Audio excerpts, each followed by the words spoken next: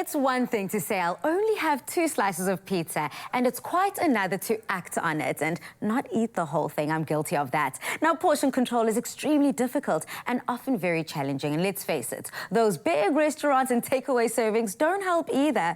But eating the right amount of food is incredibly important for good health and maintaining or losing weight. This also applies when it comes to healthy foods, which I didn't know. So here to shed some advice on portion control is Woollies Dietitian Cindy Chin. Cindy, welcome to The Loft again. Thank you. It's always good to have you because you shed some light on things that we tend to overlook as people. And something that is so important is this portion control. So why is portion control and keeping toll and mark and counting what you eat when you eat?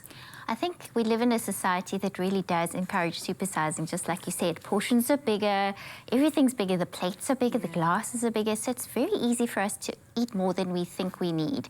And obesity is a growing problem in South Africa, so it's very important that we're aware of how much is the right amount to be eating, and listen to what our bodies are telling us as well, so that we're able to maintain our weight. That is so crucial, and we always hear different myths and things that you should do and don't do, but as something that is a fact that we're seeing in South Africa is obesity seems to be rising. So why is our nation seemingly getting bigger?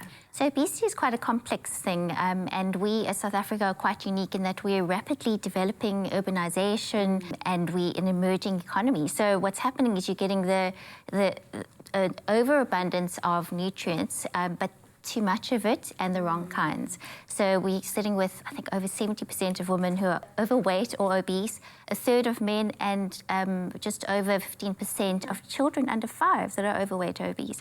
And obesity is linked to all sorts of things like heart disease, diabetes, risk for stroke. It just increases your risk for all of those lifestyle diseases that could be preventable or delayed if you were to manage your weight better. Now, it's easier said than done. I was going to say, especially when you have a feast in front of you, and we all know that bonding happens in the kitchen, and we bond over food, and it's quite a sharing, emotional experience for many people. So a lot of people also do say, I mean, balance is everything, and maintaining.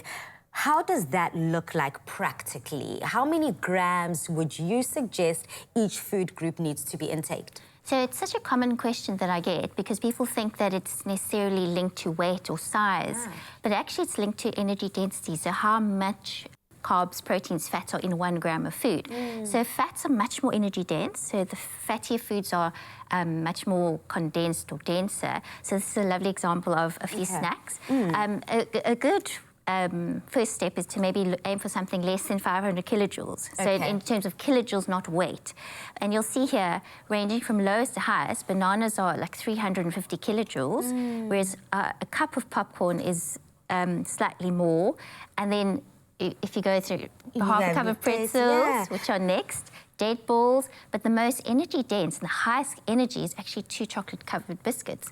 So you think that by eating that, you're going to not be satisfied, probably, because it's quite small. It's quite small. It's really a 2-second snack that you put in your mouth. But in terms of energy, it's very concentrated. So it just goes to show that it's not necessarily linked to weight.